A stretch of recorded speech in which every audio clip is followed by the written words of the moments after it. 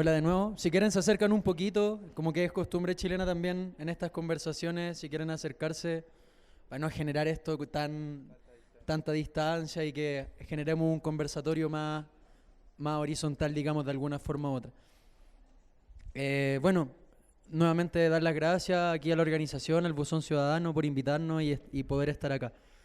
Eh, Voy a partir diciendo que yo soy Cristian López, soy actor y ando aquí cargando esta obra, pero no represento a nadie más que a mi opinión y la opinión de mi compañía y el punto de vista que planteamos como grupo de teatro en torno a una situación específica que se mezcla un poco también con mi vida y con haber nacido en el 90 y tener la misma edad que tiene la democracia en Chile. Esa democracia, entre comillas, como ese tipo de gobierno que nos dicen que es elegido por la sociedad y por el pueblo. Partiendo de eso, voy a compartir un poco mi experiencia dentro de los movimientos estudiantiles el 2006, levantado por los secundarios, vendría a ser la preparatoria acá en México, y después sumándose los universitarios, y el 2011 la misma dinámica, los secundarios empiezan a levantar el movimiento y los universitarios se hacen cargo y aparecen figuras como Camila Vallejo y Giorgio Jackson que terminan festinando y entrando al aparato político que tanto criticamos también desde las bases estudiantiles. Bueno, Chile sufre 17 años de un silenciamiento y una opresión que todos conocen. Se menciona en la obra a este don Augusto que secuestra balones en la ficción de la obra, pero en verdad lo que secuestran son personas y calla muchas de las voces que durante 3 años intentaron generar una posibilidad distinta de organización en Chile. Y que fue sesgada, como todos conocemos, a partir de la mano de los militares y también de la inclusión estadounidense y del cierre de la frontera económica hacia Chile y hacia el gobierno de Salvador Allende. No vamos a hablar de Allende porque lo importante en este momento es del 90 en adelante y de los movimientos que están surgiendo ahora, pero es bueno tenerlo claro para poder entender que hay 17 años de silencio que se suman a 16 años más en donde la sociedad no reclama y al parecer está todo bien en nuestro país, en donde las estadísticas muestran al mundo de que Chile es uno de los países que más ha crecido, que Chile es uno de los países que tiene menor nivel de analfabetismo en Latinoamérica, si es que no el menos. Entonces habla de un país en vías de primer mundo, como nos gusta hablar tanto aquí en Latinoamérica. Que se comienza a desmentir con el levantamiento social primero de los estudiantes en el 2006, exigiendo y pidiendo un cambio en la educación de mercado, en la educación neoliberal, que no afecta tan solo a la educación, sino que afecta a todo el sistema económico del país, en donde desde el 80 en adelante se empieza a privatizar toda empresa nacional que existió hasta ese momento. La nacionalización del cobre con Allende empieza a desaparecer, se empieza a privatizar en porcentajes menores, hasta que hoy en día de tener un 100% del cobre, en Chile, si no me equivoco, está cerca del 20-25% en manos del Estado y el 75% restante es todo privado. Sin hablar de que la costa, el mar completo, o sea, la pesca artesanal prácticamente ya no existe. El problema que, si es que lo escucharon hace poco, ¿cómo? El mar completo es de 7 empresas a lo largo de todo Chile, la cordillera completa, donde nuestra principal fuente de agua, completamente privada por los recursos minerales que tiene, las aguas contaminadas excesivamente, y podríamos seguir hablando, el petróleo, el gas, los libros. Los libros son 2-3 veces más caros de lo que valen acá en México, el leer. Simplemente partiendo por eso, el 2006, los estudiantes cansados de esta pseudodemocracia en la que nos dijeron que nosotros íbamos a tener la libertad de soñar, la libertad de hacer lo que quisiéramos con nuestras vidas, en verdad nos damos cuenta que no es así y que los colegios no están educando solamente para seguir siendo esclavos de los empresarios. Y frente a eso comienza una campaña y una lucha por la educación gratuita y de calidad. Hace 2 semanas atrás, Paco Taibo se preguntaba a propósito de este mismo discurso que tiene el gobierno acá en México de educación de calidad, y es ahí, a propósito de eso, viene la evaluación de los profesores.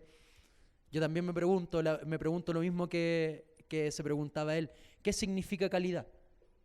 ¿En qué contextos estamos evaluando bajo ese parámetro la calidad de la educación? Si todos sabemos que en Ciudad de México hay un estándar de vida, pero en los campos, en el sur y en el norte, las realidades son totalmente distintas. Entonces, por ende, no se puede evaluar de la misma manera la educación en el norte que en el sur o que en el centro, que es Ciudad de México. Lo mismo pasa en Chile, en un país tan largo. Las realidades en Chiloé, en Punta de Arenas, que es el extremo sur, son muy distintas a las del centro, Santiago, donde está condensada la mayor cantidad de la población, y lo mismo pasa hacia el norte. Eso como primero, como hablando de la calidad. Se habla de un proyecto de educación gratuita. Ese año, como decimos digo en la obra, ese partido, esa marcha de los pingüinos, no llega a nada. La señora presidenta Bachelet, que también ahora nuevamente está en el gobierno, entrega medidas parches, hace una mesa de diálogo entre secundario, universitario y el aparato educativo que está en el Ministerio de Educación, y que no llega a nada, que no soluciona nada. En donde los secundarios son mirados en menos porque son niños y no tienen cómo van a hablar de educación si ellos están recién formándose. Los universitarios se suman un poco a ese discurso en contra de los secundarios y se genera una lucha ahí bien rara que termina en nada. 5 años más tarde, entre medio de eso, también aparecen otros movimientos sociales. El 2008 se intenta levantar, pero el 2011 Chile se vuelve a levantar. Los estudiantes secundarios nuevamente, estos que llamamos en la obra los sin miedo, salen de nuevo a las calles, se empiezan a organizar, y pasa algo bien bonito, porque el 2011, después de un terremoto, después de un maremoto en donde la sociedad también está muy dolida, está muy sentida, se da cuenta que la educación también es algo que está afectando a este reorganizarse y a lo que pasó también en esta situación de hambre concreta, que es un desastre natural en donde el pueblo entra en desesperación. Y el 2011 pasa algo bien bonito, que es que los secundarios se empiezan a tomar los colegios, las universidades prácticamente todas se paralizan, tanto colegios públicos, municipales, como ahí hay una modalidad bien rara en Chile, que son los particulares subvencionados, que son colegios donde uno paga, pero también el Estado aporta la otra mitad, entonces no pagan la colegiatura completa, sino que es como particular, pero también subvencionado por el Estado. Y los colegios particulares, que son efectivamente ya financiados por la familia, en donde las mensualidades están cerca de los $400 mensuales, o sea, estamos hablando de por lo menos $4.000 en un colegio privado normal. Podemos hablar de colegios en donde la colegiatura completa el año sale cerca de los $10.000, 500.000 pesos mensuales, 700.000 pesos mensuales, y las familias de clase acomodada están dispuestas a pagarla. Y esos colegios también se suman al movimiento educacional en esta idea de equidad, en donde todos deberíamos tener el mismo acceso a la educación. Y efectivamente las familias se suman al movimiento estudiantil y se genera un movimiento bien lindo que a todos nos hace creer en una posibilidad de cambio un poco ingenua aún. Y sucede lo mismo, las grandes figuras políticas empiezan a recorrer el mundo hablando del esfuerzo, de la sangre, de la lucha que se está dando en las calles de Chile, y terminan en el Senado ahí calentando un asiento más, no generando ningún cambio y estando ahí solamente como las figuras del movimiento estudiantil del 2011, como grandes estandartes, pero que en realidad fueron las caras de una sociedad completa que se organizó y por un momento estuvo luchando en la calle activamente con cacerolazos, con las familias y con todo el mundo. hace un año atrás se habla de que Chile logra la gratuidad de la educación, de que en el Senado y que en la Cámara de Diputados, en el Congreso, se aprueba la gratuidad de la educación. Y este año comenzó una aplicación de esa gratuidad que no elimina el sistema neoliberal y el sistema privado de educación en Chile, sino lo único que hace es mantener las empresas educativas que lucran con la educación, que se vuelven ricos porque no una colegiatura, una universidad en Chile pública, que es la Universidad de Chile, la carrera más barata sale 200.000 pesos, que son chilenos, que son $300 mensuales. O sea, estamos hablando de $3.000 anuales para una familia en donde ese es el sueldo mínimo anual.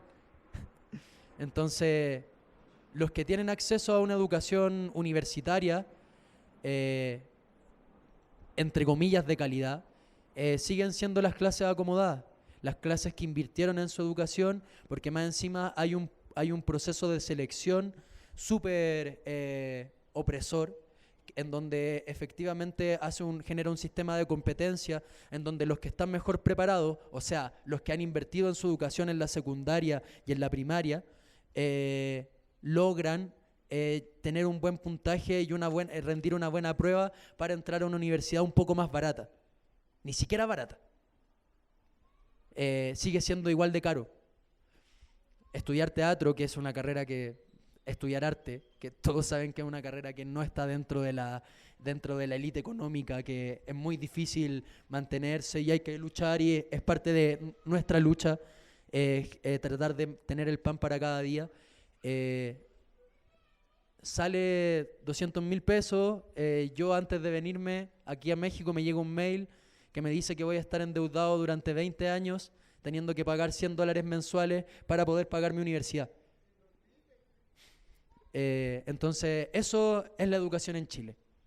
Eso es la gratuidad de la que hablan y que sigue plasmando un sistema neoliberal privado en torno al aparato educativo, que claramente tiene ciertas políticas de educación que no tienen nada que ver con el crecimiento de la población como organización, sino que precisamente todo lo contrario, sino que mantenerla sometida y mantenerla en torno a una máquina, a un aparato represor, en donde la lógica sigue siendo: estudias para volver a estudiar, para endeudarte por estudiar, para ponerte a trabajar, y después, cuando llegue el momento en donde no le sirva a la sociedad, tú cobras tu pensión que te descontaban de tu sueldo y puedes morir, entre comillas, donde puedas, porque tampoco alcanza para tener una vejez digna. Entonces, esa es el primer lugar de represión en Chile, en donde a nosotros que crecimos y que nacimos en los 90, nos dijeron que teníamos la posibilidad de tener otro mundo, un mundo libre, porque ya no estábamos en dictadura, porque se había ido la mano opresora, y en verdad lo único que se hizo fue plasmar el modelo capitalista y la constitución neoliberal que se hizo en el 80 y que durante los últimos 36 años ha estado vigente en nuestro país. Y nos tiene así como estamos. Y eso con respecto primero a la educación en Chile. Ahora mi compa acá, que vive en México, les va a explicar por qué él tuvo que un poco autoexiliarse de Chile para poder seguir formándose y estudiando en otro país en donde la educación o el aparato político quiere que la educación sea lo mismo que Chile. Hola, aplauso.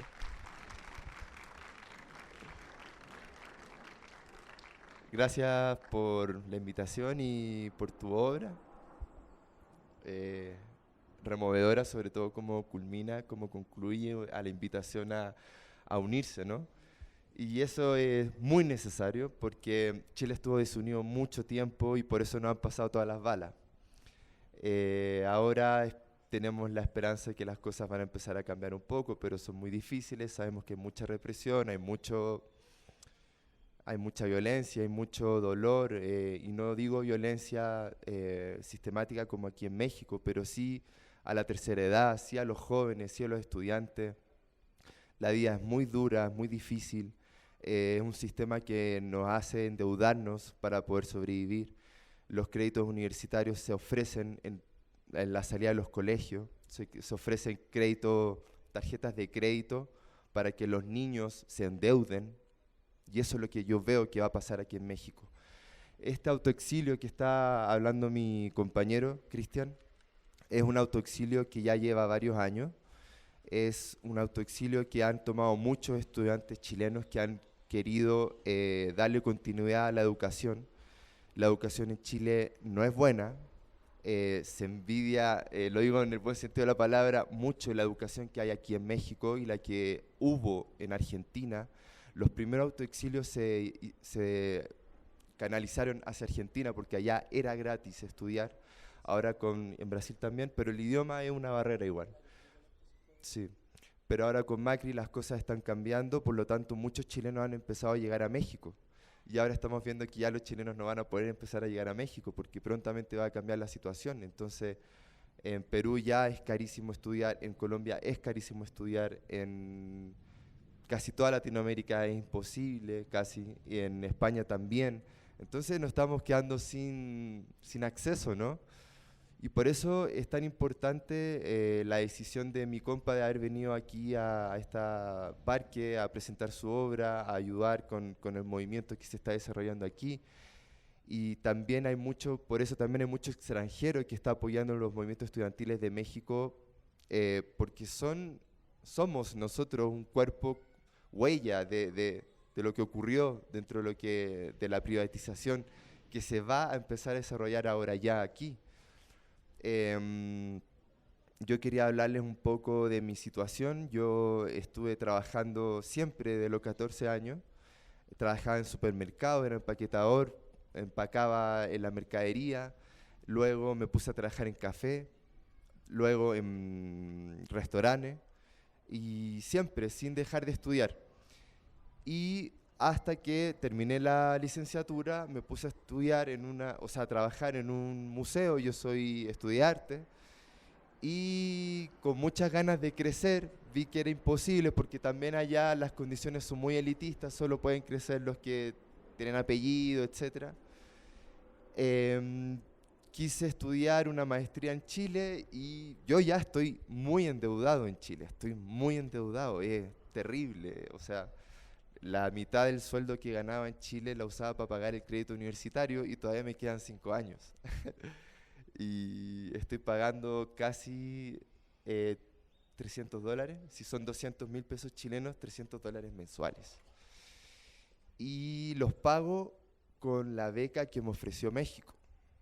O sea, ustedes me ofrecieron la posibilidad de venirme acá a estudiar. Y eso lo agradezco porque sin eso yo no podría seguir desarrollando mi maestría, mi carrera, y me ha servido también para pagar la deuda que tengo en Chile, pero de todas maneras yo no tengo posibilidad, si estuviera viviendo en Chile yo no tendría posibilidades de pagar esa deuda. Lo que habló mi compañero recién sobre la gratuidad es es falso, es mentira. No es gratis la educación. Las universidades siguen cobrando, los colegios siguen cobrando mucha plata. Lo que hace el Estado es financiar a esas empresas educacionales. Son los impuestos de los chilenos quienes financian a esos empresarios. Y eso es lo que va a pasar en México. Van a ser ustedes quienes financien a las empresas educacionales. No va a cambiar la situación. Van a venir ricos, que ya tienen mucha plata, a hacer corporaciones educacionales, fundaciones, que van a ser financiadas por sus impuestos. Entonces es terrible. A ustedes les van a ofrecer, les van a decir, bueno, la educación ahora va a ser privatizada, etcétera, va a subir la calidad, etcétera, que eso ya como que no hay ni... Hay empresas que manejan esos niveles de calidad, etcétera, pero son empresas que son de las mismas corporaciones educacionales, entonces es gravísimo, es una gran mentira. Todo esto de lo que tú también hablaste del jaguar de Latinoamérica, que una vez fue Chile, también es mentira, es mentira. Ustedes si han visto las noticias, en Chile se han desatado escándalos de corrupción tremendo, donde se decía que Chile estaba súper avanzado, pero en la calle no se veía eso. Y sí hemos visto cómo han emergido nuevos barrios, nuevas torres llenas de espejos, que son de las grandes corporaciones y de estas familias que tienen toda la riqueza, el mar de Chile, la cordillera, etcétera. Y es lo que ha pasado aquí también. Entonces,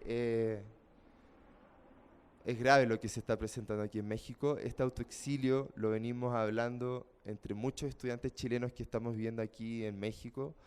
Y es tremendo porque nos hemos visto forzados a abandonar nuestro país para poder conseguir nuestro sueño, ¿no? Y eso no es fácil, es un sacrificio, dejar a la familia, a los amigos.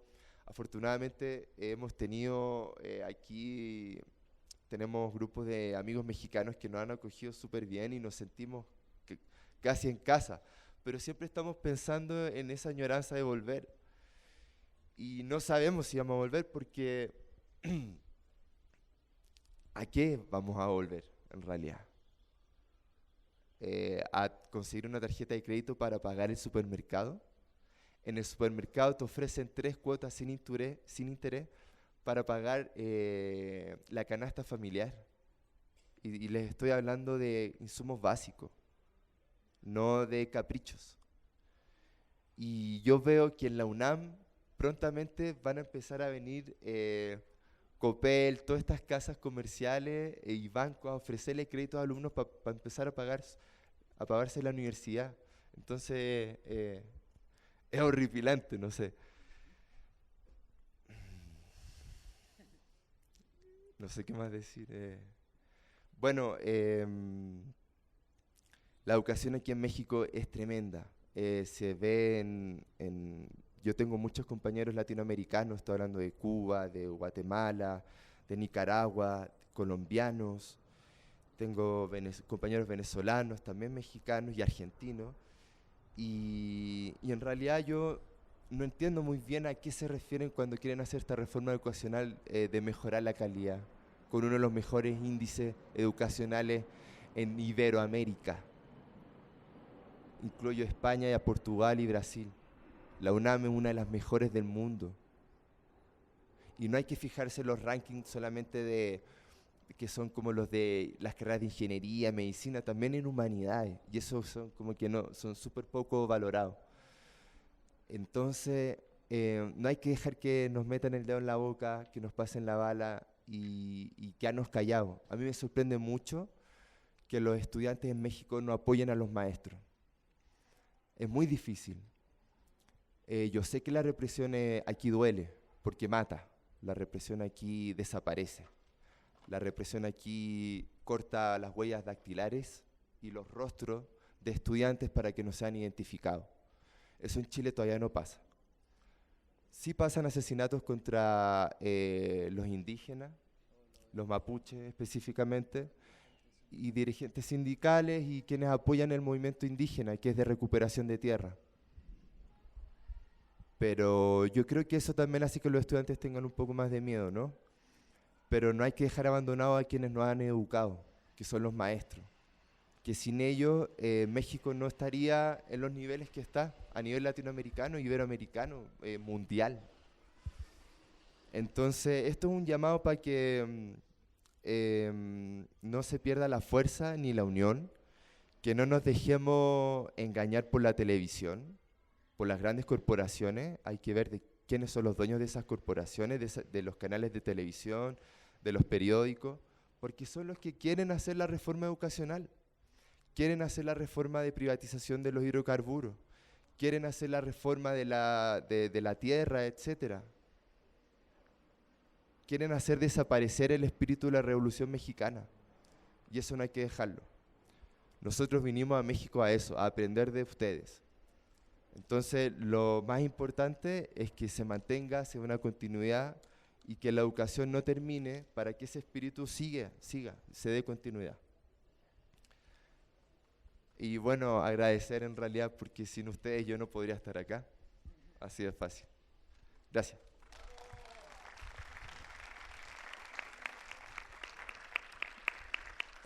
Sí, y como último, como darnos cuenta, como decía Antonio al principio, que que si bien las problemáticas y los contextos son distintos, Latinoamérica tiene la misma historia de sangre y la misma historia de violencia. Y en nuestras composiciones de gobierno, Occidente ha mellado en nuestra historia y nos ha obligado a vivir de cierta manera. Es raro que lo diga yo porque tengo una cara de güero que no me la aguanto. Pero si bien mi fisicalidad, lo podríamos llamar de alguna manera, es más occidental que americana, yo nací acá. Y tengo en alguna parte de mi ADN y de mi historia sangre que cruza también la violencia que ha ejercido Occidente por ser un mestizo. No soy prehispánico definitivamente, pero tampoco soy un occidental que llegó a América a colonizar. Entonces, todos, a pesar de que del sincretismo cultural que hay en América y de la diversidad de cuerpos, de colores que hay, somos todos hijos de la violencia. Y como hijos de la violencia nos transformamos en hermanos. Y yo creo que para mí ha sido súper importante tener la suerte de más encima viajar con este trabajo por Argentina, Brasil y ahora México y darme cuenta que los problemas en este momento son transversales. Y una historia bonita sería empezar a también dejar de mirar tanto para adentro y empezar a colaborarnos entre hermanos en los momentos en que podamos. Que puedan recibir a mi compa y que él pueda estudiar acá y seguir desarrollándose como profesional, que yo les pueda venir a ofrendar este trabajo para que podamos conversar y hacer redes, es un primer paso para que en algún momento Latinoamérica esté unida en una sola voz y dejemos de pensar en países y dejemos de pensar en mini polis, que es como también al sistema neoliberal y al sistema capitalista les conviene tenernos, más separados que juntos, más mirando con envidia al del país de al lado que como una posibilidad de apoyo. Eso es lo que más me ha dejado el viaje y es de lo que más agradecido estoy y me gustaría compartírselo.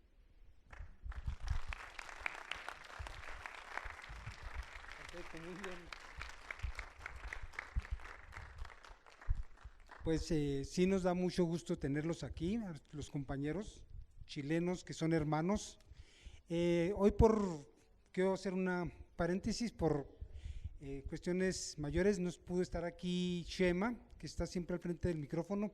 Hoy vamos a aportarlo entre todos y yo los invito a que hagamos una reflexión, cada quien que partemos con una reflexión respecto al tema y lo que los compañeros nos han aportado, que para mí se me hace muy rico y se me hace muy importante porque también estamos dándonos cuenta de algo que se está dando mucho también aquí en México y que hay que tomarlo en cuenta, que no solo que lo electoral no resuelve los problemas de fondo, se requiere algo más, ¿sí? Vemos la parte electoral como un mero avance simplemente, pero la composición, lo fundamental, la tenemos que poner nosotros. Esta parte de lo que hablan, porque luego salió Pinochet, pero se quedó Pinochet. Entonces, lo paradójico es que toman a Pinochet y se queda, el contenido de Pinochet se queda en Chile. Y entra un gobierno de carácter de corte social, según esto, Bachelet, y dice que entre comillas, y pues sí, porque finalmente vemos que donde descansa lo fundamental que es la educación y la salud, ahí no está el proyecto, no está aterrizado el proyecto. Y eso tomándolo en cuenta porque consideramos que aquí tenemos que empezar nosotros a reflexionar todo este trayecto que ellos nos acaban de comentar, la experiencia, toda esta experiencia y la experiencia que hemos padecido nosotros en carne propia, hace una reflexión. Yo les invito a que participemos, que pasemos de a uno en uno reflexionando sobre este tema y un paréntesis más, los invitamos para que nos apoyen con sus cooperaciones voluntarias mientras se forman aquí y recuerden, no más de 3 minutos porque si no se vuelve esto otras ponencias y nos vamos aquí a las 3 de la mañana. También un comercial, ahí están los tamales y luego ahí para los que tienen hambre es como un recesito leve. Ahí están los discos de la semana pasada y de los anteriores. La semana pasada la presentación del libro de Álvaro Delgado que se llamó El Amaciato, que es algo muy importante que lo conozcamos. Y también quiero informarles, si me haces el favor, ¿quién me hace el favorcito de pasarme un cartelito de los que está allá? Sí, ahorita para que también nos ayuden mientras se forman, esto es el próximo sábado. Bueno, al final los que gusten cooperarle aquí al compañerito para para su estancia aquí y lo ayudemos con algo al compañero Cristian. Tenemos aquí, vamos a tener del gobierno popular al modelo neoliberal, esto es en la experiencia argentina, con Carlos Prigolini, que es argentino también, que precisamente vamos a continuar más o menos con el mismo tema, ¿no? O sea, que vengan compañeros de otros países de Sudamérica y nos hablen también de su experiencia, de lo que está pasando en Argentina, esto con Carlos Prigolini, un argentino que radica aquí, pero a veces está en Argentina y está aquí al mismo tiempo. Entonces vamos a tenerlo como invitado el próximo sábado, los invitamos para que al final se lleven el cartel y nos ayuden a distribuirlo. Y bueno, pues abrimos pues la ronda de reflexiones sobre el tema que acabamos de escuchar aquí con los compañeritos. Sí.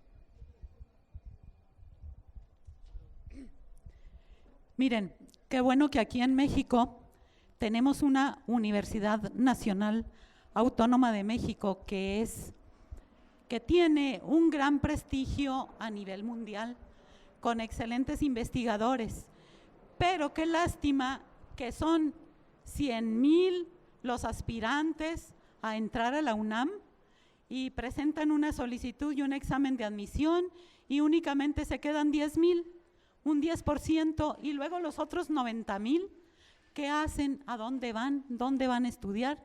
Si sus planes eran estudiar en la UNAM, pues muchos de ellos se quedan sin estudiar o bien se van a las escuelas privadas, que les voy a decir, fíjense, cómo todos los países de toda Latinoamérica son muy similares, es el neoliberalismo lo que nos está hostigando a todos, ¿verdad? Desde la Patagonia hasta Canadá. Bueno, pero yo les iba a decir, en las escuelas que son universidades privadas,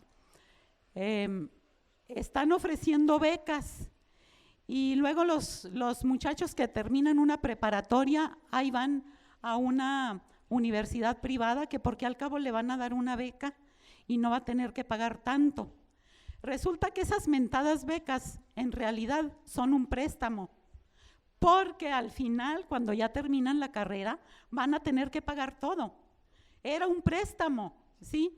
Pero aparte, mientras están estudiando, según ellos becados, aparte los ponen a trabajar, tú ponte a limpiar la alberca, tú ve a barrer los jardines, te toca ahora lavar los baños, allá sí traen a los muchachos haciéndoles trabajo.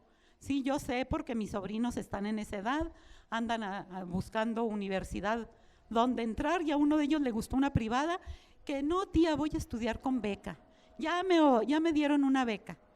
No, mijo, le digo, es un préstamo, te lo van a cobrar todo al final. Y cobran intereses, es cierto, y se los van a cobrar con intereses, ¿sí? Ya nadie da becas gratis, mentiras. Sí, esa era mi participación.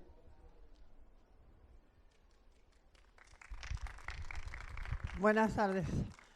Yo tengo una pregunta, no sé si me voy a salir un poquito del tema. Como estudiantes ustedes de Chile, ¿qué opinión tienen sobre la salida al mar de Bolivia? Sí, porque he oído mucho acerca de ello y usted quería saber su opinión. Gracias. Sí, buenas tardes, compañeras y compañeros. muchas gracias por su trabajo. Y nosotros estamos conscientes, todos los que estamos acá, porque yo formo parte de la CENTE. Sí, estamos muy impregnados de toda la problemática. Y sabemos que eso de la privatización, aquí se quieren privatizar la educación. Claro que en las escuelas dicen que les van a dar no sé cuántas cosas, pero solo son préstamos, ¿sí? Después lo van a tener que pagar los padres de familia, cuidado, porque de veras, mucha gente ha caído en eso, y hay estados que de veras se han rifado la vida, Oaxaca, Chiapas, Guerrero, Michoacán, y es muy triste decirlo, pero aquí del DF como que la gente todavía le falta ese valor, pues, ¿no? Porque no digamos que, sí saben, pero pues aman mucho su vida, como están acá con comodidad, con su cochecito, los maestros que viven allá en los pueblos que son, les llaman se me fue el nombre, pero que tienen hasta 5 grupos o 6, trabajan sábado y domingo para completar y más o menos estar, pero trabajan por un sueldo, son maestros que aman su profesión, de veras. Y lo que dicen acá los compañeros es muy cierto, ¿verdad? Quien quiere el gobierno que maneje la educación, o no es que el gobierno lo quiera, más bien son los empresarios. Aquí hay un grupo que se llama, ¿cómo se llama, perdón? Mexicanos Primero, ¿sí? Son ellos los que están trayendo desde el Fondo Monetario Internacional, Banco Mundial, OCDE, son ellos los que quieren manejar como un negocio, ya no ven la educación como es un negocio, por eso tenemos como, nosotros que estamos más o menos enterados, pues informé a la gente, porque todavía sigue pensando que los maestros son flojos, que no quieren trabajar y están ahí nada más en el plantón. Yo estoy allá con ellos y yo los invito a todos a que pues los apoyemos con lo que podamos, pero sobre todo con nuestra presencia. A ellos les gusta mucho platicar y ojalá que puedan estar allá. Ya creo que hay una compañera, ya estuvo por allá y los maestros están muy firmes. A pesar de la represión que ha habido, ellos están muy firmes, no le corren, no tienen miedo. Muchas gracias. Gracias, compañeros, buenas tardes. Como cada sábado tenemos que iniciar diciendo que porque vivos se los llevaron, vivos los queremos, que queremos justicia para los 49 niños asesinados en la guardería ABC en Hermosillo, Sonora, que pedimos la libertad de todos los luchadores sociales que injustamente se encuentran encarcelados por este criminal gobierno y que nos solidarizamos con la lucha digna que están dando los maestros en todo el territorio nacional. Es muy importante la presencia de los compañeros porque el modelo chileno es el modelo que se quiere implementar en México. Y yo por eso les preguntaría a los compañeros si nos pueden hacer favor de hacer una secuencia educativa desde que un niño ingresa, no sé, al nivel preescolar hasta que el que logra recibirse, esa secuencia, ¿dónde empieza? ¿Hay gratuidad? ¿Dónde termina? ¿Cómo es esa fase? Es muy importante para nosotros. Aquí, recuerden que nos lo vino a platicar el Fisgón. El Fisgón nos puso a Chile. Chile es el modelo que el neoliberalismo cínico internacional quiso implementar o quiere implementar en toda América Latina. Ese fue el modelo, él fue el modelo. Entonces es muy importante que ellos nos platiquen en ese contexto cómo se maneja la educación en Chile. Es muy, muy importante, lo vuelvo a repetir, porque el riesgo de que caigamos en eso está pero así, miren, así. Si nos damos cuenta en ciudades de lo que llamamos la provincia de nuestro país, se implementa ya un modelo así. Chihuahua, Guanajuato, en cualquier ciudad, la universidad estatal que tendría que ser gratuita, porque por ser pública, no lo es. Esta Universidad Nacional Autónoma de México es lo único que nos queda. Y nos ha costado mucho trabajo, y digo nos ha costado y lo digo, nos ha costado mucho trabajo que permanezca así, pero vemos con tristeza que el sistema no duerme, el sistema es astuto, estás al día, y ha transformado la conciencia social de los estudiantes en la actualidad. Y saben que puede ser un momento de debilidad dentro de la universidad, y están preparando dar el zarpazo. Es muy importante que ellos nos platiquen, nos profundicen en esa secuencia educativa. Yo se los pido para poder, ahora una cosa yo entendería es Santiago capital, como pueden ser las provincias, también es diferente en las provincias, o es el nivel, la condición de educación es la misma en todo el país. Les pediría profundizaran en eso, y yo les invito a ustedes que participen, porque no es fácil tener compañeros que de manera directa nos van a descubrir muchos puntos que son muy importantes para comparar. Muchas gracias.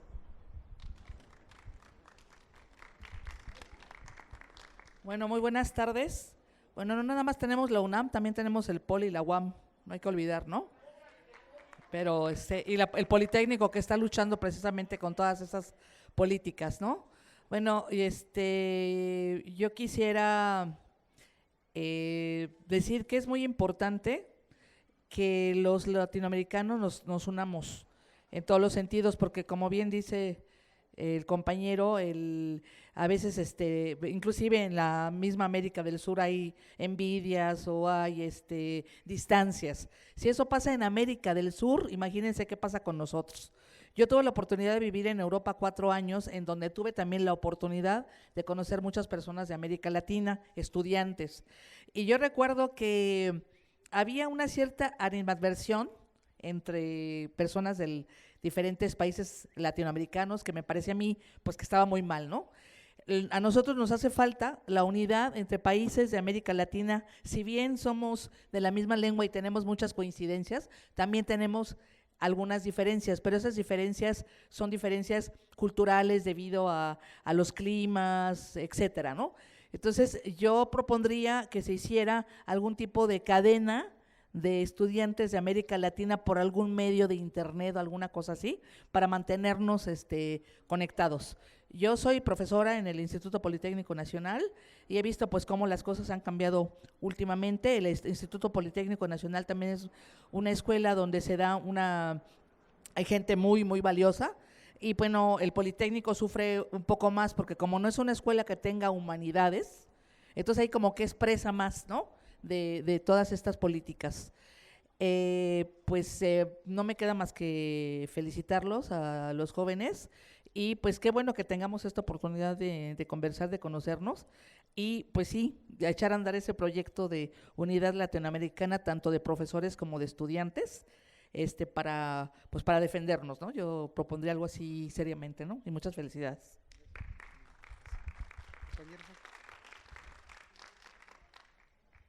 Buenas tardes, jóvenes. Buenas tardes a todos. Ayer estaba yo viendo una fotografía en la jornada donde estaban Humala de Perú, Santos de Colombia, ¿quién más? Peña Nieto, ¿verdad? Y Bachelet.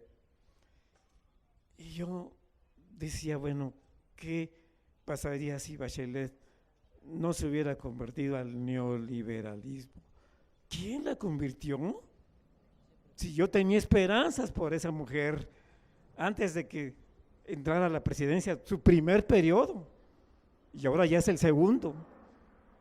Y yo me pregunto si esos tales organismos, principalmente el FMI, no estaría ya pensando en alguien para sustituir a Bachelet. Y tenemos aquí esa preocupación, ustedes ya lo saben, de las elecciones, porque ya llevamos 3 o 4 fraudes. Y no sé si allá estén también con la misma preocupación, aunque parece que allá las elecciones son más limpias. Muchas gracias.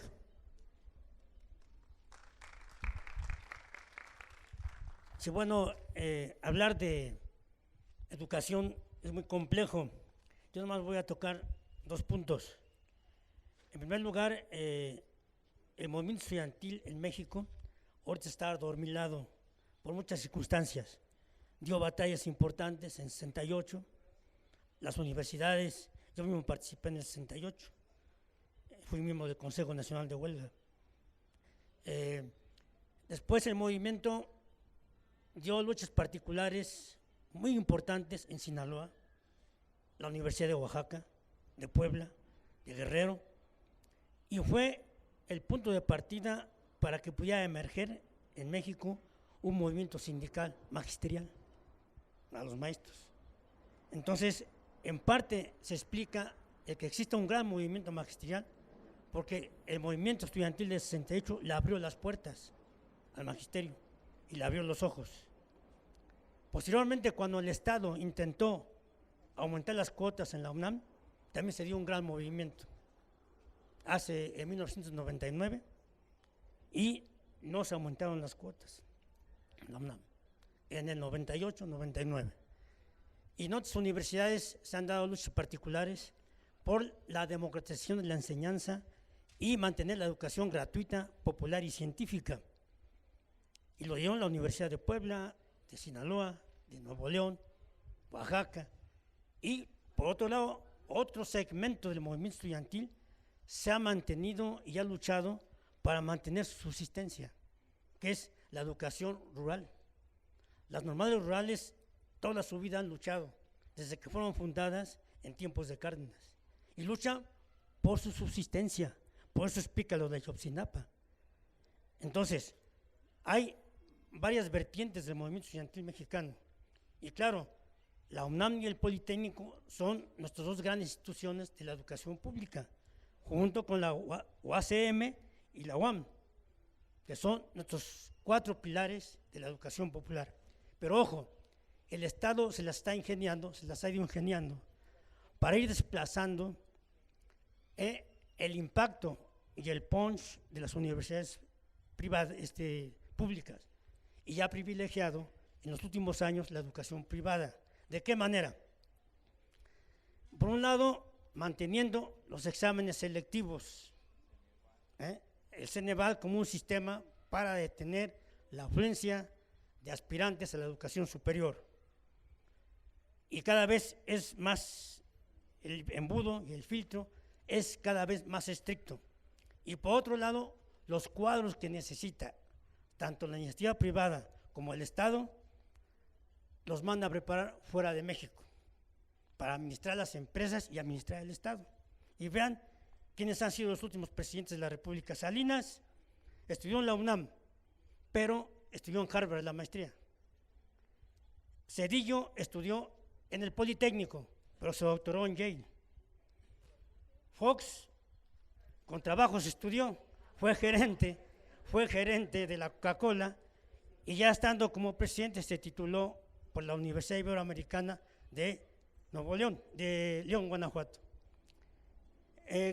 Calderón estudió en la Escuela Libre de Derecho, o de derecha, y paulatinamente entonces las universidades particulares han sido privilegiadas. Ahí está el Tecnológico de Monterrey, que tiene toda una serie de andamiaje, la Universidad de Anáhuac, controlada por controlada por el Opus Dei y todos esos grupos de guerreros de Cristo, etcétera. La Iberoamericana sí está controlada por los jesuitas, y la ITAM, pues por los tecnócratas. Entonces, todos estos cuadros egresados de esas instituciones están al frente ahora del Estado. ¿Y cómo le están haciendo? Pues están cerrando el ingreso al trabajo a todos los egresados del Politécnico y de la UNAM en esas instituciones estatales y privadas. Entonces es la manera de alguna que el Estado está ideando para atajar que los egresados de la UNAM y el Politécnico, y mucho menos la UACM y la Metropolitana, pues accedan a los puestos principales del poder y de la toma de decisiones. Ahora con la privatización de Pemex y la que está en marcha de la electricidad, y después vendrá la de la educación, entonces para administrar a las grandes empresas van a tener cuadros del extranjero, ya los están trayendo, para operar la explotación petrolera, el fracking y toda la política de alternativa energética. Entonces, de esa manera, es una forma muy sui generis del Estado para desplazar a los egresados de lo que queda de la educación popular para sustituirlos o bien con cuadros extranjeros o con mexicanos que estudiaron en el extranjero, pero con la mentalidad que las universidades privadas de Estados Unidos o públicas les inculcan en Harvard, en Yale, en Boston, y vean los currículos, nada menos el que acaban de nombrar futuro presidente del PRI, que estaba en la Comisión Federal, pues es egresado del ITAM, estudió doctorados fuera. O sea, lo que primero que hacen cuando presentan un cuadro del Estado o privado, dicen, estudió en tal universidad, se doctoró allá. Hasta nuestros compañeros de izquierda también se vanaglorian de que estudiaron fuera. No, pues hablamos de tales doctores en esto. Basabe, que se doctoró en ciencia política en París. En fin, entonces, los cuadros que necesita el sistema se están educando fuera. O estudian aquí la licenciatura, pero allá les acaban de lavar el cerebro. Y decía por ahí un presidente de Estados Unidos, hace muchos años, dice, Estados Unidos en el futuro ya no necesita invadir a México militarmente. Vamos a educar aquí en Estados Unidos a todos los jóvenes ambiciosos. Los educamos aquí y ellos harán en sus países nuestra tarea. Es lo que está pasando.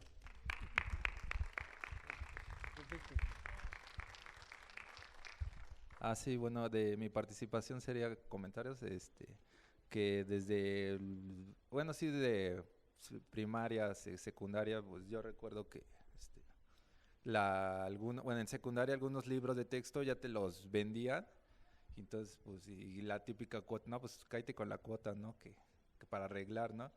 Y algunos datos serían que creo que el 5% del Producto Interno Bruto se destina a educación, pero de ese porcentaje como 80% se ve en gasto corriente, o sea, en pagar nóminas. Entonces esas nóminas pues sabemos que es corrupción y lo que resta es para invertir en escuelas, construir. Entonces por eso tantas carencias de que infraestructura, que hay escuelas que ni luz tienen, ¿no? Entonces esa sería una, ¿no? La otra de que también se invierte mucho en educación, pero no hay resultados y pues siguen haciendo las pruebas internacionales, creo que la de PISA, no sé qué, y seguimos saliendo reprobados en matemáticas y en comprensión de lectura, ¿no? Entonces, yo puedo sacar de eso que, pues sí, filtros de que, pues si te pasas, lo mínimo que requieres, o sea, los recursos mínimos que necesitas para comprar la canasta básica, pues, o sea, te pasas casi todo el día, o sea, desde que amanece hasta que anochece trabajando para poder, ¿cómo se llama? Poder siquiera conseguir eso, ¿no? Más súmale los transportes, la renta y los servicios, etcétera. Entonces, ¿en qué momento quedan los niños, ¿no? O sea, orientados, ¿no? ¿Quién los cuida, no? Los abuelos, qué sé yo, y pues se va, perdiendo así los vínculos, igual nada más se los dejan en la escuela como guarderías, ¿no? Pues edúquenlos ustedes, ¿no? Ya, o sea, yo tengo que chambear, ¿no? Entonces se va perdiendo esos vínculos.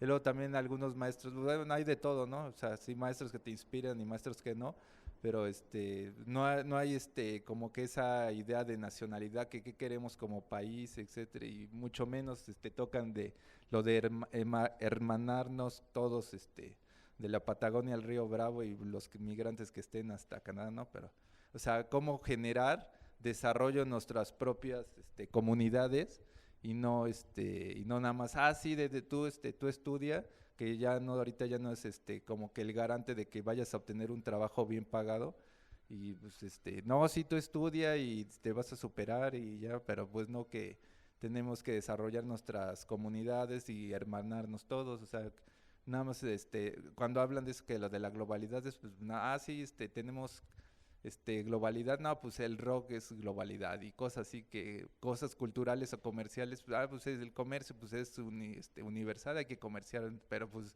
no, no dicen, no, sí, que cada productor de local que le pueda vender entre todos o hacer esas asociaciones, pues no, o sea, es nada más traer todos los productos, ¿cómo se llama? Los productos importados gringos o de cualquier parte y no, no hay así un desarrollo conjunto o un programa económico de desarrollo conjunto de todos los países, sino que nada más es importar las, y por eso pues nada más, cuando se adueñan, pues la capacidad, esa educación es más bien una capacitación para poderles trabajar, administrar correctamente a las grandes transnacionales. Pero ya, bueno, gracias.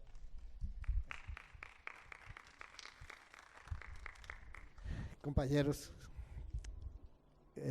muchas gracias, jóvenes chilenos. Quisiera que nos ilustraran, les pediría que nos ilustraran un poco sobre el contenido de la educación, de temas de la educación allá en Chile. Ustedes lo deben tener muy fresco porque están muy jóvenes. Aquí en México, hace muchos años, en la primaria, la educación primaria, nos enseñaban la historia de América, nos hablaban de Martí, de Bolívar, de Sucre, de O'Higgins, de los formadores de las patrias americanas. Eso en México ya desapareció. Luego, en la secundaria, hablaban del arte, la literatura latinoamericana. Los principales exponentes de la literatura americana se veían en la secundaria. Gabriela Mistral, Neruda, los venezolanos, los argentinos, Sarmiento, todos estos hombres se enseñaban en la secundaria. Ya desapareció también. ¿Ahora qué enseñan? Ahora se enseñan a aprender a leer y a interpretar instructivos, a hacer fichas, a resumir escritos, elaborar recibos. Se les enseña a ser empleados, a ser sirvientes del capital. Entonces, nos gustaría saber del contenido de enseñanza actualmente en Chile, para ver cómo vamos. Gracias.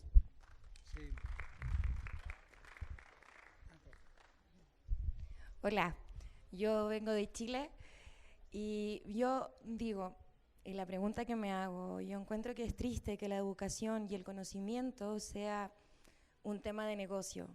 Qué pena que hoy día estemos hablando de esto, pero también ocurre de que hoy día tenemos un sistema neoliberal. Lamentablemente, la visión de humanidad del sistema neoliberal es que nosotros somos productores, vamos a sostener un sistema, pero somos mirados como máquinas. Entonces yo siento lo que falta, y es muy necesario, es el tema de lo emocional, es el tema de cómo nosotros manejamos también esas cosas, porque nosotros no somos productores, pero estamos dentro de un sistema. Delante dijeron algo de Bachelet, yo defiendo a Bachelet, pero en el sentido de que cuando uno llega a gobernar, también te viene todo un montón de cosas que vienen ya firmadas desde antes. A nosotros, Pinochet, nosotros por eso tenemos un sistema neoliberal, porque él lo firmó. Y eso ocurrió hace mucho tiempo. Entonces pasa también que las leyes se tienen que modernizar, las políticas tienen que transformarse. Pero ¿cómo nosotros hacemos frente a esto? que no le pasa solo a Chile, que le pasa al mundo entero. Y en el mundo entero existe un sistema piramidal, en donde están los poderosos y estamos nosotros, que estamos más abajo. Entonces, ¿cómo nosotros tomamos conciencia de eso? Y yo siento que es fortalecer los espacios de la educación no formal, es generar aprendizaje en nuestras plazas, es generar aprendizaje en mi hogar, es generar aprendizaje en el lugar en donde yo me desenvuelvo. Y cómo yo hago uso del internet. Hoy día nosotros tenemos acceso a todos los autores del mundo y a los mejores. Sí, yo siento que finalmente la educación uno la paga, te firmaron el papel y eso es lo que cuenta, ¿cierto? Pero no cuenta el valor humano de quién va a ocupar el rol. Porque al final yo no voy a trabajar con máquinas, voy a trabajar de cómo organizar a humanos. Y cada uno de ustedes tiene una historia detrás. Cada uno los conformaron su familia, hay una historia. Y nuestro sistema no nos permite lograr unir esas historias que cada uno trae en su vida. Entonces yo siento que uno tiene que volver a uno mismo y empezar a educar de lo que a mí me toca y hacer bien lo que yo tengo. Entonces, proclamar al no al maltrato, a no a la violencia, porque finalmente hoy día también pasan otras cosas y lamentablemente la gente que se educa y paga la educación no quiere decir que no sean violentos, no quiere decir que van a matar. Entonces finalmente ¿a qué estamos evocando?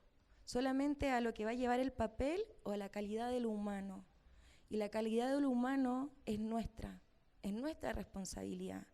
Desde el momento que yo me levanto, abro los ojos y decido salir de mi casa, desde ahí que yo estoy generando cosas con el mundo. Entonces también es re bonito lo que decía una profesora acá, ella, de la unión, de hacer una unión así como a nivel del mundo, como que dejar, sí, como, no sé, que no nos limite el nombre que llevamos como país. Yo soy Chile, México. Si no, pues somos humanos y nos tenemos el mismo conflicto. Yo encontré tan triste que hoy día ustedes estén luchando y qué triste que la educación acá se va a privatizar, porque es más costoso, es difícil acceder, es difícil mantener un hogar. Y cuando uno es mamá, no solo mantener el hogar, tenéis que pagar el gas, tenéis que pagar el agua, tenéis que pagar educación, transporte. Entonces el costo, claro, ya, sí, cobren más, pero también suban nuestros sueldos, también que no sea tan costoso acceder al dinero. Y el dinero se recauda entre unos pocos, porque al final como que el poder pasa como por herencia, y eso es lo triste. Bueno, eso, listo.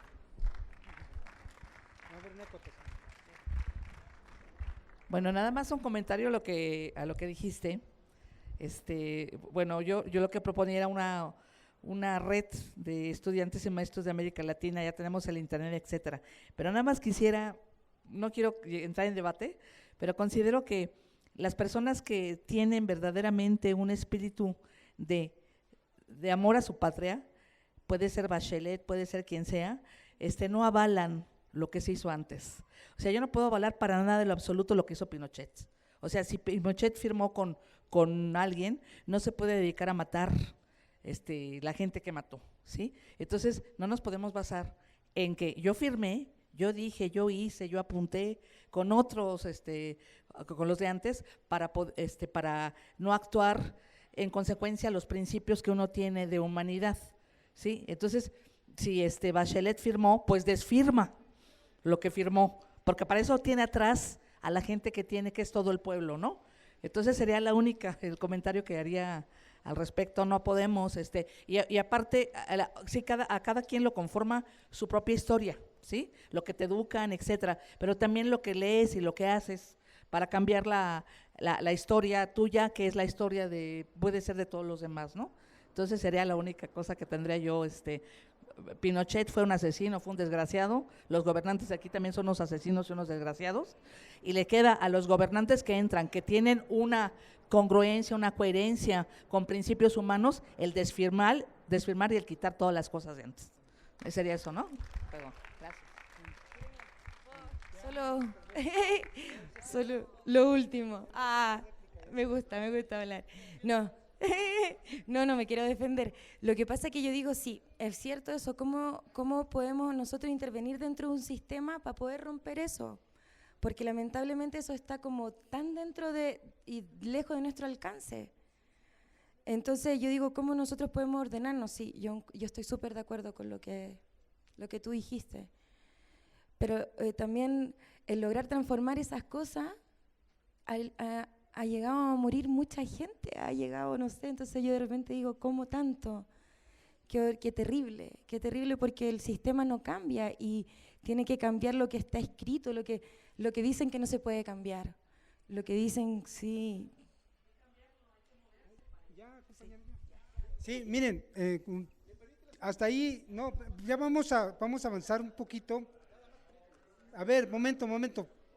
Miren, lo que nosotros, y esto es un espacio de reflexión, lamentablemente a veces lo más interesante se pone al final y ojalá ahí empezáramos como que a abordar estos temas desde el principio, ¿no? Y empezar a discutirlos, y todavía falta mucho tiempo por hacerlo. Y esto tiene mucho que ver estos puntos de cómo a veces cambia un gobierno u otro y esto no transforma, porque finalmente lo que no transformamos es nuestra manera de subjetivar las cosas. La subjetivación que se ha venido construyendo del capitalismo y el neoliberalismo ha venido construyendo en nosotros un personaje o unas personas que actuamos y pensamos de una manera, de tal suerte que los partidos políticos o el sistema lo único que hacen es hacer lo que la mayoría de la gente piensa. Les voy a contar lo que veíamos en esto, la Sociedad de Padres de Familia, por ejemplo, en México, que nos los criaron desde el principio y que fueron construidas por la derecha. La Sociedad de Padres de Familia contribuyó para ir desmantelando, ¿sí?, la institución escolar. La institución empezaron por ahí desconstruyendo las sociedades, la institución escolar. Los padres empezaban a hacer cargos de las escuelas, ¿sí? Ellos las pintaban, ellos hacían actividades, ellos cobraban cuotas cuando no debían hacerlo y lo ponían como parte para que tu hijo entrara a la escuela, te cobraban una cuota. O sea, era una parte de la inscripción que decían, para inscribirlo tienes que pagar una cuota. Eso lo impusieron los padres de familia para hacerse cargo de las instalaciones. Y esto lo que hicieron para estar haciéndole, para estar cuidando al sistema escolar, ¿sí?, quitárselo a los maestros. Poco a poco, hasta que les quitaron autoridad a los mismos maestros de que hicieran ellos sus propias, incluso empezaron a meter en sus exámenes, en la forma de hacer las cosas. La Sociedad de Padres de Familia empezaron a intervenir poco a poco. La Sociedad de Padres de Familia generalmente estaban instruidos por el Partido Acción Nacional, ¿sí?, por la derecha. Posteriormente a los mismos maestros se les empezaron a dar cursos y talleres sobre lo que le llamaron la neurolingüística, ¿se acuerdan? Bueno, para modificar y desmantelar todo el pensamiento revolucionario de la Revolución Mexicana, hasta los maestros se convirtieron en esos comunicadores del neoliberalismo. La Sociedad de Padres de Familia, esa cosa tan ingenua, tan de derechos, por decirlo de alguna manera, entre comillas, se encargó de desmantelar finalmente primero la institución escolar. De tal suerte que hay todavía padres de familia, Sociedad de Padres de Familia, y los patronatos en la universidad que les cobran una cuota en el norte, que es una inscripción. En Chihuahua cobran 3,000 pesos. 3,000 pesos por inscribirte para entrar a una universidad, ¿sí?, y lo hacen de manera legal según esto, porque los patronatos se encargan de eso. Entonces se encargaron de privatizarlo y nosotros no dijimos nada, lo dejamos pasar. ¿Sí? Y hoy estamos viviendo una consecuencia de todo lo que se vino construyendo silenciosamente, porque ¿quién se iba a oponer a los padres de familia? Porque los ven así como si fueran, dicen, no, es que la Sociedad de Padres de Familia. La Sociedad de Padres de Familia se encargó de ir desmantelando la educación pública en este país. Y esto habría que notarlo y darle seguimiento a esto. Ahora sí. Breve nada más, ahora que ya que lo tocaron, el enemigo histórico es el sistema neoliberal, no lo perdamos de vista, y es tan astuto y llega a ser tan inteligente que puso en Chile a una presidenta del Partido Socialista Chileno. Fíjense el detalle, y qué ha cambiado con la presidenta del Partido Socialista Chileno. Nada. Eso nos puede pasar aquí, porque Obrador viene durísimo y todos tenemos la esperanza y el desencanto de que no llegara a pasar nada nos puede suceder. Por eso es muy importante lo que ellos nos están diciendo, por eso es tan importante, porque eso puede ocurrir aquí.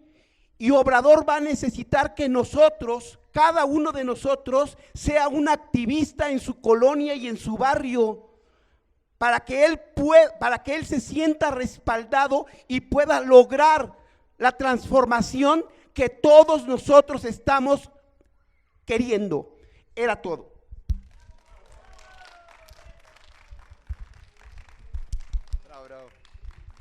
De hecho, al amigo que no se vaya, amigo, no se vaya, bueno ya.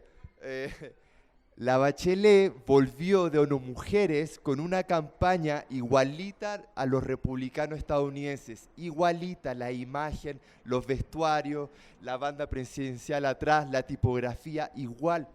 Es un soldado del neoliberalismo, es un soldado de Estados Unidos, no es socialista y nos engañó a todos. Es una enmascarada, que ahora recién se está desmascarando. Entonces, hay que tener mucho cuidado con los discursos que se hacen frente a este tipo de personajes, y hay que ser críticos, y hay que leer sus historias y qué es lo que están haciendo hoy. Yo le encuentro toda la razón. Nosotros tenemos el deber y el derecho de exigirle que, si se dice socialista, que desfirme absolutamente todo lo que ha hecho, todo lo que ha firmado, cómo ha vendido a Chile, cómo ha vendido la educación, la salud, la cordillera, ¿para qué te decido? Entonces me da rabia. Sí. Quería agregar algo a eso, que en Chile hablan de izquierda y no existe la izquierda. Y a lo largo de Latinoamérica yo no he visto partidos de izquierda. Si hay algún militante acá, lo siento, pero el Partido Comunista en Chile no es de izquierda, es de centro derecha.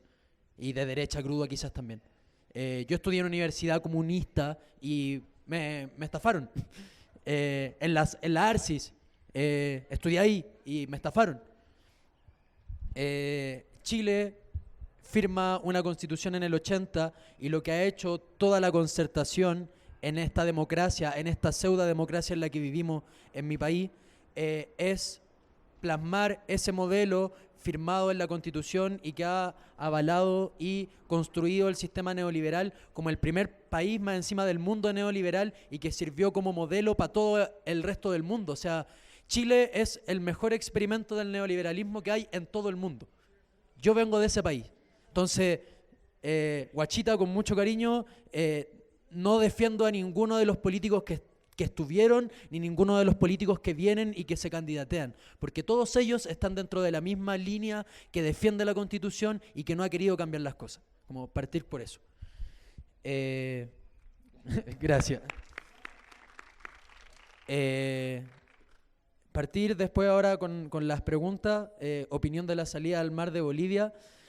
Yo, siendo muy ajeno a ese tema, porque no vivo en el norte, no vivo en la frontera, soy de Santiago, del centro. Lo único que puedo decir es que el mar en Chile no es de los chilenos, es de 7 familias. Entonces, esa decisión no pasa por el pueblo chileno.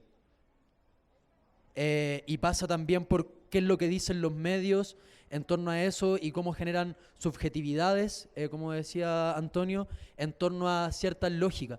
Las guerras que se vivieron y los temas de territorio tienen años que nosotros ni siquiera existíamos. Nos sirven como historia, como para no volver a repetirla. Pero claro, si me preguntaba a mí, la tierra no es mía, entonces la tierra es de 7 familias y deberíamos empezar a volverla nuestra. Entonces, si ese proceso conlleva de la mano de que se le pase, ni siquiera se le entregue, sino que compartamos el mar, compartamos lo que nos pertenece a todos como humanidad y dejemos de ponerle frontera, sin duda que abramos las barreras y eliminemos la frontera. Como eso es lo que puedo decir yo como persona. Yo también quisiera responder esa pregunta y quiero haciendo una invitación que hay que leer críticamente la historia porque la historia la construyó la élite. Los museos son repertorios de la élite. Las guerras son de la élite, no son de los pueblos. Mandan a los pueblos a batallar, pero son por intereses de la élite las guerras. Entonces, frente a que Chile, en la guerra del Pacífico, le quitó la tierra a Bolivia y Perú y hay conflictos, eso es un problema de la élite que se tiene que solucionar y basta de manejar estos populismos y enemistades entre los latinoamericanos, porque todas esas enemistades son construidas desde la élite para gobernarnos a nosotros. Divide y cooptarás. Divide y cooptarás. No, es divide y gobernarás, perdón. ¿Ah? Y vencerás. Es eso. Entonces, eso quería decir. Es muy importante porque es terrible porque cuando se ve en los noticiarios el tema del conflicto de La Haya y lo que ocurrió, que se dictó que se iba a pasar una parte del mar a Perú y una franja de mar a Perú y Bolivia estaba ahí tratando de meter la patita y todo el cuento, eso es para puro desconcentrar finalmente. Y a mí me da pena ver cuando entrevistan a la gente en la calle, cuando empiezan a salir estos sentimientos hipernacionalistas, de odiosidades, que no tienen fundamento, no tienen justificación, son estupideces. Entonces, frente a eso yo digo que se abra la frontera y todas las fronteras, finalmente, todas las fronteras, porque las fronteras son de los empresarios finalmente. Ellos son los interesados en eso.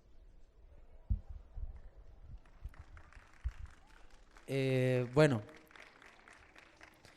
Después nos preguntaban sobre cómo es la secuencia educativa en Chile de principio a final y voy a tratar de también responder ahí cuáles son los temas y contenidos que también preguntaba otra persona y tratar de incluir si es de provincia o es central. Bueno, en Chile hay un sistema municipal y un sistema privado. Los municipios, el Estado le entrega dinero al municipio y aparecen financiamientos de las municipalidades, o sea, de lo mínimo de la organización política del gobierno. Los municipios es, ¿cómo llamarlo? ¿Cómo compararlo acá? Como una colonia, el gobernador de una colonia, que también es, allá en Chile los municipios son como las alcaldías de acá. Si no sabría, delegaciones puede ser. Entonces las delegaciones se hacen cargo de la educación de su territorio en específico, con la cantidad de dinero que tenga determinada delegación. Entonces los colegios municipales, dependiendo del barrio, si es un barrio más fresa o más pobre, tienen mejor calidad de educación o peor. Entonces, los barrios más fresas, más acomodados, el sistema municipal educativo funciona de una manera más decente y hacia los barrios marginales no existe. No existe, en verdad no existe. Y lo peor de todo es que eso con respecto al aparato público, y lo peor de todo es que sea municipal, sea privado, sea particular subvencionado, las evaluaciones son transversales para todos. O sea, no hay una diferencia respondiendo ahí si es provincia, si es central, si es ciudad, si es una comuna, una Claro que las mejores comunas están en Santiago. Claro. En Santiago donde hay mejor educación. Exacto, como dice mi compañero, en Santiago están las mejores comunas o en las regiones o estados más adinerados hay más recursos y ahí hay mejor educación y los estándares son más altos. Pero se evalúa de la misma manera a todo el país. Entonces, el sistema educativo, cuando hay evaluaciones, lo único que hace es seguir reflejando la diferencia que hay entre la construcción de la educación en Chile, dependiendo del ingreso de dinero que haya en determinada comuna o en determinada familia. Con respecto a la situación de principio a fin, uno entra al colegio teniendo esa opción, o la familia invierte en educación, o la familia te deja la buena de Dios, como dirían, y a lo que te tocó y a cómo tú te pudiste desarrollar. Y eso es para todos igual. Y lo que sucede ahí, que es bien terrible, es que los que están mejor preparados logran dar una prueba de selección universitaria que se llama PSU en Chile, y claramente tienen los puntajes más altos para ingresar a la universidad, a las mejores universidades, a las más económicas también, a diferencia de los que estudiamos en colegios públicos o colegios particulares subvencionados, que es medio público, medio particular, que es una mentira también. Y después de salir del colegio tenemos que entrar a estudiar a un preuniversitario para poder preparar la prueba de selección universitaria, para poder recién ahí equiparar los conocimientos, entre comillas, porque es una prueba de memoria. Entonces yo pago para poder preparar mi prueba de selección universitaria, pago para poder dar la prueba de selección universitaria, y después, si tengo suerte de quedar en una de las universidades tradicionales, pago para entrar a esa universidad tradicional pública, otras no son públicas, siguen siendo privadas, o pago derechamente para entrar a un instituto técnico o a una universidad privada que les da lo mismo la prueba de selección universitaria y le interesa solamente que tú tengáis el dinero, la guita, para poder financiar tu educación, y que después de terminado el proceso educativo tú tengas tu cartón que te valida frente al resto. Eso, a grandes rasgos, es el proceso educacional.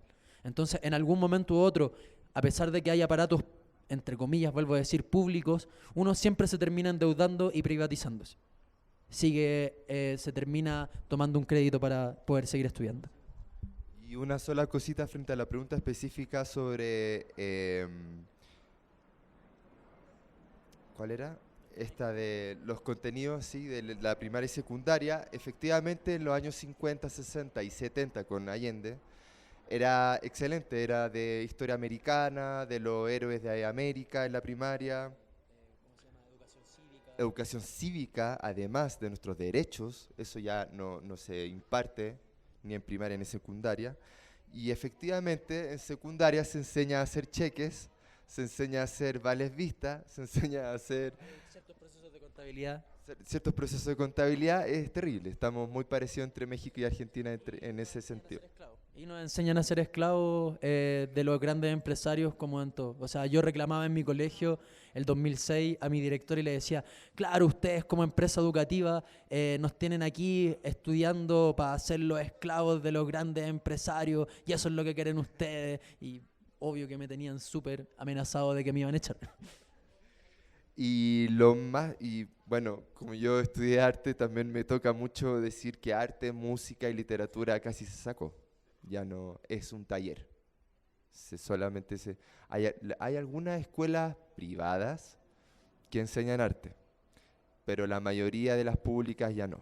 Ya solamente destinan 1 hora, 2 horas como extra programática.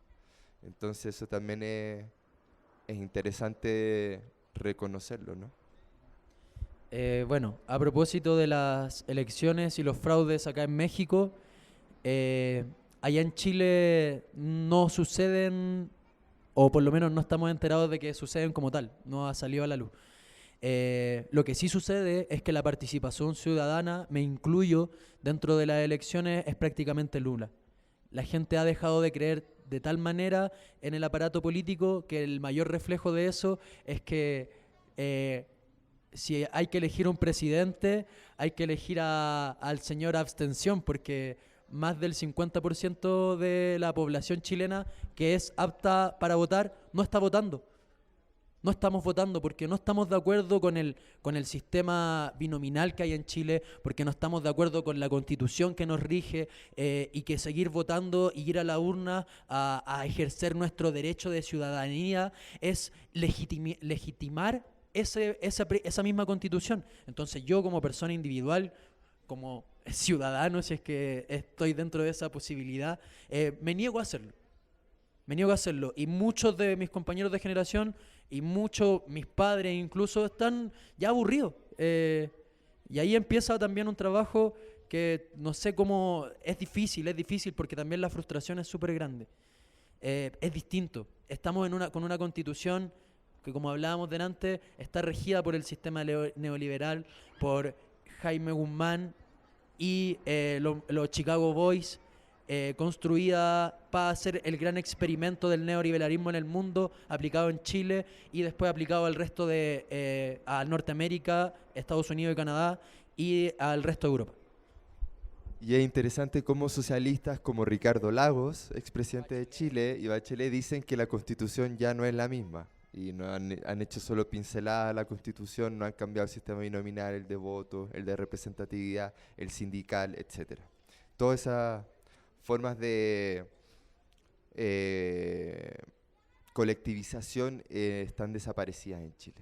No existen.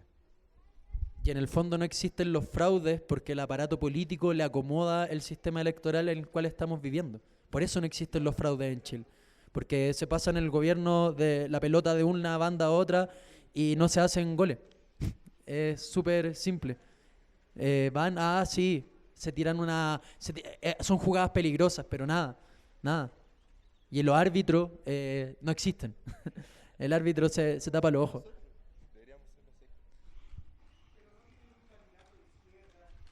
Es que en Chile no existe la izquierda. Como yo veo acá en México, con todo el respeto, si paso ya ahora a alguien, disculpe, yo veo que no existe la izquierda. No existe izquierda en ningún gobierno latinoamericano. En ningún partido político latinoamericano yo veo ideales de izquierda que estén atentando, porque yo creo que hay que atentar contra este sistema político que no está gobernando. Todos son reformistas. Y ya sabemos que las reformas no existen. Son una mentira que, claro, le ponen un parche y remodelan un edificio entero, pero la base de eso es tan inestable que pasan 2 meses y nos damos cuenta que se empieza a fisurar. Entonces, frente a gobiernos y frente a partidos reformistas, siguen siendo de centro o de centro derecha. El Partido Histórico Comunista en Chile es un partido que lucra con la educación, que lucró con mi educación. Es un partido que hoy es parte de la fase de gobierno y de la nueva mayoría, es parte del gobierno de Bachelet.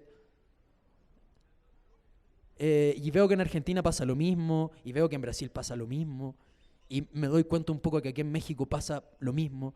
Entonces es un dolor en el alma frente a los gobiernos y a los partidos políticos que no les interesa cambiar nada, porque es tan cómodo, y son solamente discursos que no tienen acciones detrás. Bueno, yo quería hablar de Gabriel Boric. Que igual hay una pepita ahí, una esperanza que hay en varios jóvenes, pero creo que entre nosotros discrepamos acá. Que yo le creo a Boric igual, que es independiente y él fue parte de las movilizaciones estudiantiles junto a la Camila de Vallejo, pero ella es comunista, entonces a la Camila no hay que creerle mucho. Y el Yoyo Jackson, claro, que están haciendo ruido, por ejemplo, bajarle los sueldos a los senadores y diputados, que es escandaloso, ganan mucho dinero, mucho más que los europeos incluso, mucho más que los políticos estadounidenses, los chilenos ganan mucho más. Entonces, esas medidas a mí me están atrayendo un poco a creer que sí se puede quizás, por esta vía de los consensos, que hay que leerla siempre a contrapelo, ser siempre muy crítico frente a lo que te muestran. Pero yo espero que Boric le dé continuidad a lo que nos está diciendo, ¿no? No sabemos todavía, está muy nuevito, acaba de ser diputado, está haciendo mucho ruido y ojalá continúe. Y son de nuestra edad, claro, sí. Bueno, eso.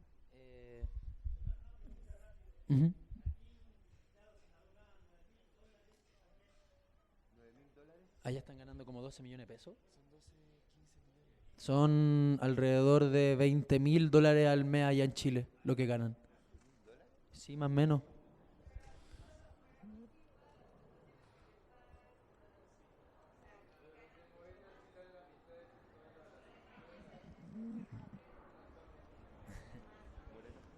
Sí,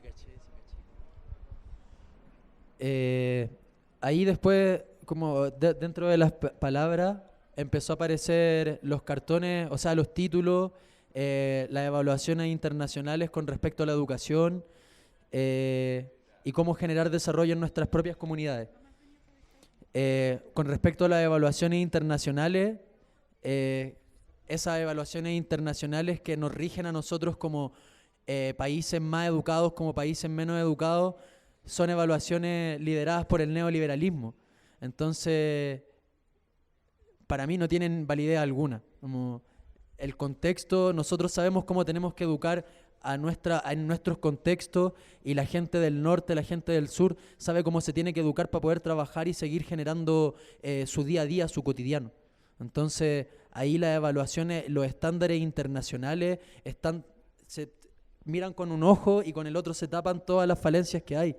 Entonces dicen, claro, aquí no saben leer, entonces es un país subdesarrollado, pero tampoco se dan cuenta del desarrollo que tienen, no sé, con respecto al trabajo de la tierra o con respecto al trabajo de la comunidad y cómo se organizan determinados sectores para poder seguir subsistiendo.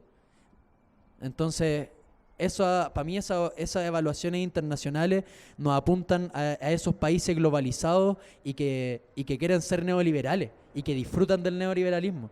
Entonces, yo no estoy tan de acuerdo con ella. Y cómo generar desarrollo en nuestras propias comunidades. Yo creo que esto es una instancia para generar desarrollo en nuestras propias comunidades, que envidio de manera sana y que creo que deberían existir en Chile porque no existen. Organizaciones ciudadanas como esta, en donde estemos de acuerdo o no, tenemos la posibilidad de conversar y de plantearnos nuestros puntos de vista, no existen. Y eso yo lo valoro y por favor, si llevan 10 años, ojalá que si vengo en 15 años más y tengo la suerte de estar acá, o vengo el próximo año, estén peleando por los 11 y por los 25 y por los 50, y que esto nunca se acabe. Porque en realidad siempre vamos a tener que estar construyéndonos como comunidad, porque las problemáticas cambian y siempre va a haber gente que va a querer atentar contra estos espacios. Entonces, eso, no sé si hay algo más, si se nos queda algo, repetir las gracias y nada. Agradecer su tiempo y oídos y paciencia, todo eso. Gracias. Perfecto. Yo creo que estos espacios son muy importantes y son mejores estas redes, las redes que hacemos aquí, que las redes en internet, compañeros, 1000 veces. Es una herramienta muy importante, las redes sociales son muy importantes, pero lo fundamental es cuando lo hacemos en vivo. Cuando nos reunimos y cuando discutimos y cuando platicamos, con todo eso es 1000 veces mejor. Las redes sigamos utilizándole como un instrumento, como un vehículo para comunicarnos, informar, difundir, nada más. Pero no creamos la expectativa en ese tipo de organizaciones. Son importantes, no fundamentales. Son muy importantes. Sigamos haciendo estos.